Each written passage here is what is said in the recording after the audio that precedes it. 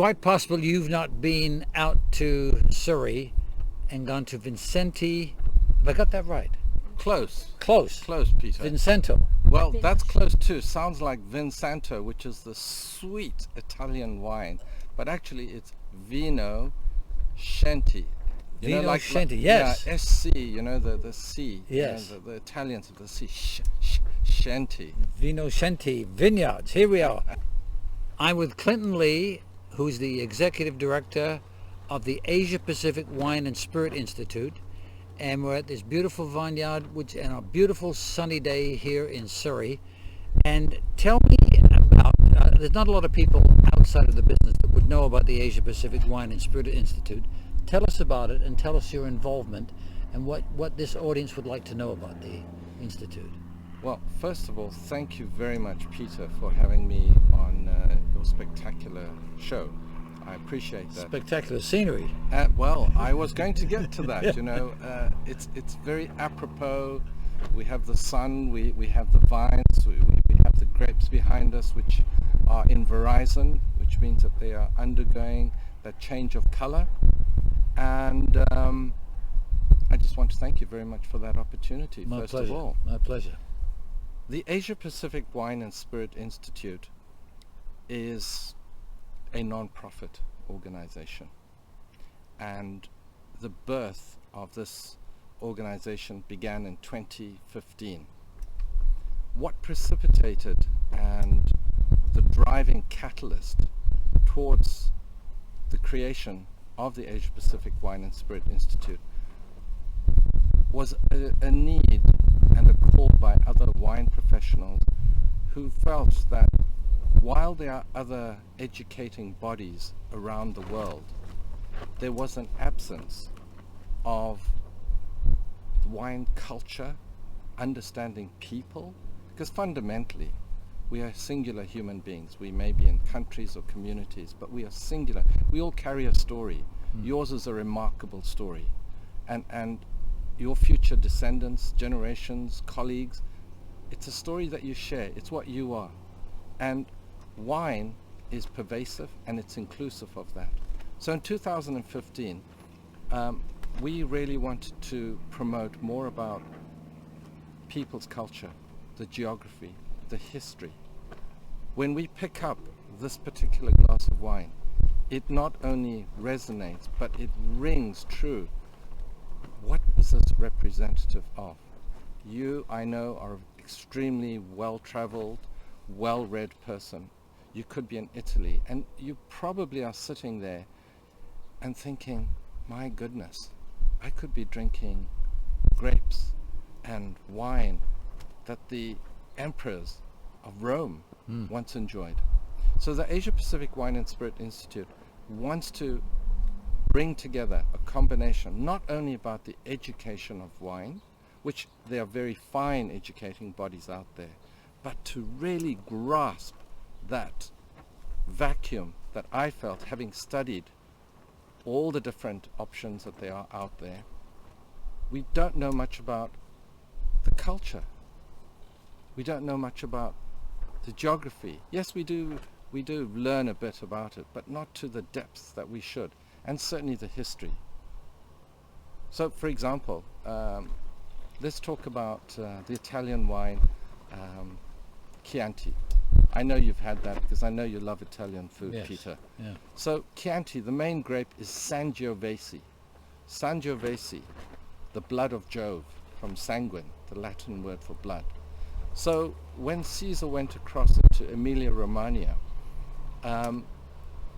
they took out the barbarians, and they found in these underground tunnels, which resembled, if you look at the back of your hand, you'll see all the different veins, the blood veins, right? Mm-hmm.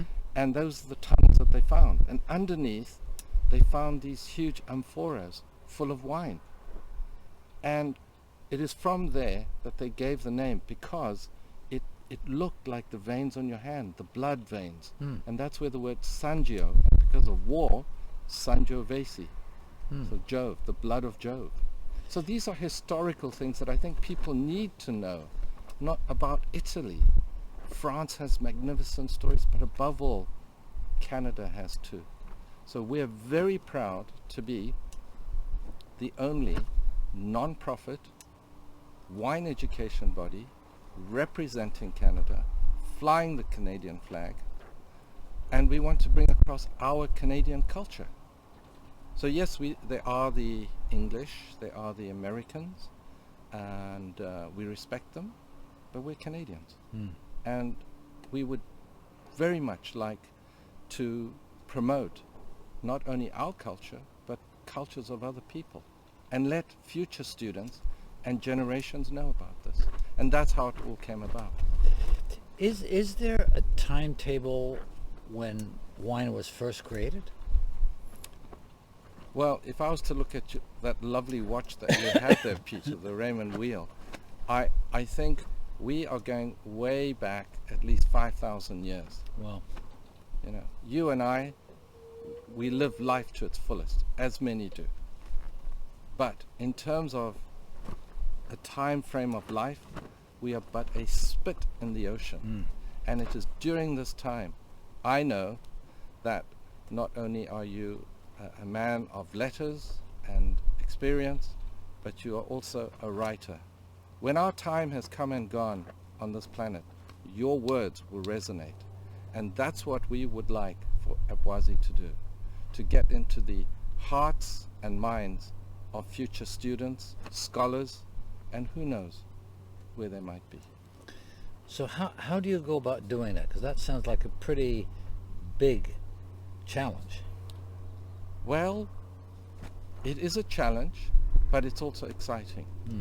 We embrace technology. We open our hearts to it. 20 years ago, if I was to tell you that there's going to be this gadget called a smartphone where you can carry it with you and you have the world at your fingertips, you would probably say to me, Clinton, I don't know what you've been drinking, but it must be absolutely gorgeous Vinashanti wine. So the challenge is we want to get out there. So we've embraced technology through online education. We have over 27 courses that we've developed. We analyzed what was out there in the market. We broke it down into different courses according to country.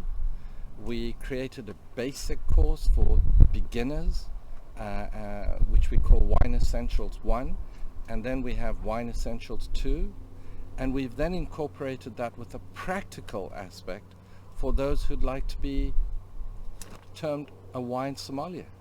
But not only is it about wine. I mean, wine, we drink, we eat, we have families, we enjoy the celebration, but there's also the food. And there's certain aspects like we have courses on wine. We have courses on lesser known topics like tequila. We created the world's first course on tequila. We created the world's first online course on China. I just gave a interview and presentation to the International Food and Writers Association, and their chosen topic for me was wines of China, the culture, the obstacles, and the challenges. And I was able to say to them, having visited all the wine regions of China, which is just one aspect of what Abwazi is about, that they're going to not double or triple, but they're going to quadruple the growing area for grapes in Ningxia. Wow. So yes, we've embraced. We have courses on caviar, we have courses on truffles, we have courses on cognac, brandy, sparkling wine. So it's a plethora of choices for the student and the enthusiast of wine and spirits, and it encapsulates every single aspect. And in every single course, we have brought in culture. I have mentioned before, would you mind picking up your glass there, Peter? So we're going to cheers each other. We're fellow doctors, Okay. but I hold you in higher esteem, sir. So let us say, I know you being humble, you perhaps would put your glass below me. And I could not have that because I hold you in higher regard. I would go below you. Ah. And you might go below me and I go below you. Eventually we'd be literally on our knees. So this is just an aspect of culture. Ah. Now tell me again what this means. So because I hold you in higher regard and esteem and your stature, I express that through my glass being lower than yours. Gotcha. When you cheers. Excellent. You see? Yeah. And thank you very much. I'd say we'd have a drink later. Yes, Peter. for sure, yes. But in every single course that Abwazi has put through, we have a cultural aspect. And above all, we have a Canadian section of Canadian culture, which I think for us is very, very important as we are Canadian. So where does this audience find out about the Asia Pacific We wine? have- How do they join? How do they participate in what you've just said? Right. Or parts of what you've just said. We have all our courses online at Abwazi, APWASI.com. On top of that, we've embraced the, as Aldous Huxley would say, the brave new world. So we're on TikTok. I thank our followers. We have not 100, not 200, not 300, 400, and going higher, 400,000 followers. Wow. And currently, we have over 40,000 Instagram followers, which places us in the top 20 of the world's wine influencers. And honestly, it gives me enormous pride, bursting with pride with the team that we've had to create this, and the opportunity to be able to talk to you and people like you, Peter. So they can find us online, on Instagram, on Facebook, on TikTok, and on YouTube. So we're there, and we have information coming out all the time. And it's easy to join, easy to belong. It's easy to belong. It's TikTok. Pay and get the course. And you're there. And you're there. Wow. Now, if I can add, we're a non-profit. And while we do have to charge for the courses, we totally embrace the fact that as a non-profit, we want to help those that are within the hospitality and restaurant industry. So we have, as I said to you, in 2015, we had already spoken about cultural diversity and awareness. Very recently, certain events have happened, and we have this raised and increased awareness of BIPOC, people of black, indigenous, and people of color. There's more of this awareness. But we were dealing with that and approaching it many years before this huge global awareness of it. So we offer scholarships. Abwazi offers full scholarships to study certain courses. And right now, I am very pleased to say that we cooperate with the, it's called the Black Cellar Club, which in essence is the Black Somali Association of South Africa. We sponsor them with over 100 courses, and their membership are able to apply. And not only that, we are also sponsors to the African American Vintners Association. We offer courses to them as scholarships.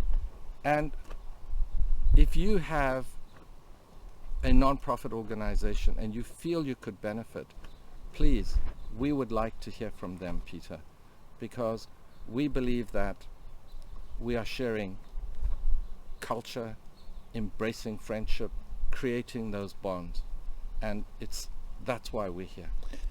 Are there many people in BC involved in this? Well, I'm glad you brought that up, Peter, because being a Canadian non-profit, we thought that we would be able to cooperate more closely with other non-profits. Unfortunately, that hasn't been the case. There, shall we say, I think the status quo, it sometimes change is somewhat difficult to embrace, and it takes time. We would like to be really out more at the forefront, and one of our goals is currently most wine professionals undertake other countries' certifications, which is fine. But I always have the analogy, if you're a Canadian lawyer or a Canadian doctor, you're not going to go to the UK or Australia and get a certification there and come back and practice. You're going to take the Canadian Bar Association Yes, exam or the medical. Yeah. Well, I don't see any difference when it comes to understanding about wine and hospitality. And we would love to be and have more and look forward to more support for a Canadian non-profit organization that offers wine and spirit education. Is Ian Torstenson aware of what you're attempting to do? And do you have his support? I have not had the pleasure of meeting Ian yet. Obviously during this calamitous time, tumultuous period where we have seen a sort of, in living memory, living human memory for many of us, an unprecedented challenge of COVID. So I think his energies, quite rightly at that time, were to focus on that. But there has been a huge swathe and cutting of those in the hospitality industry. Jobs were literally riveted, pulled away from the scene, and there's a vacuum. And most of these wonderful staff, the hospitality staff, they need to get retrained. Yes. They need to have more expansive opportunities and options for them.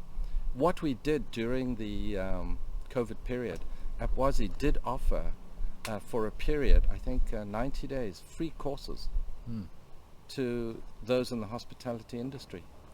So we definitely reached out. But for us to talk and communicate and work with and cooperate with, Ian would be a stunning and definitely the right way forward. I will introduce you personally to Ian. He's a good friend for many, many years.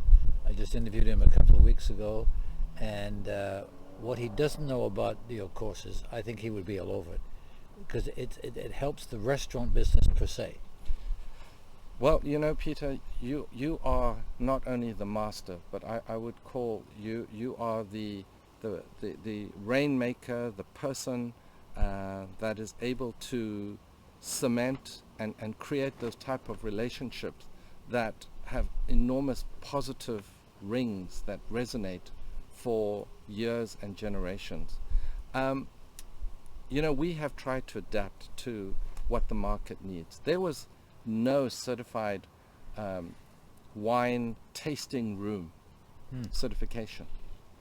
Most people, they would want to come to a winery and say, you know, could I come and pour some wine and maybe give a talk about the winery and try and get a job. Wineries today, there is an enormous amount of in-depth feeling and passion that they offer, but it's a business. And with COVID, sales did go up, but visits were shorter. People want curated tours. So for a wine owner to employ, take in new staff members, they expect them to know something before the winery is open, during the winery, after the winery closes. What is the criteria? What should they do? There was none of that. So we created that course. So we actually have a wine tasting room certification. Absolutely. That you award to different restaurants. Not only restaurants and wineries. Wineries. Yes, absolutely. So how do you get that information out there? We are a non-profit. We work on a very tight shoestring. To be blunt, we would love to have more in terms of donations to keep us going, but what we do have, we give gladly. And an enormous amount of this has been just pure dedication that we are doing it for the right reason, and it's the cause that we believe in. So for people to know about us, it's really just getting onto the website and looking at our social media. We would love to have more interaction with institutions and the wineries we have here in BC, over 300 wineries. We'd love them to be able to embrace, take on some of these courses, and we would work very closely with them so that future generations of staff, they would really have the tools in order to take it to the next level. You're preaching to the converted.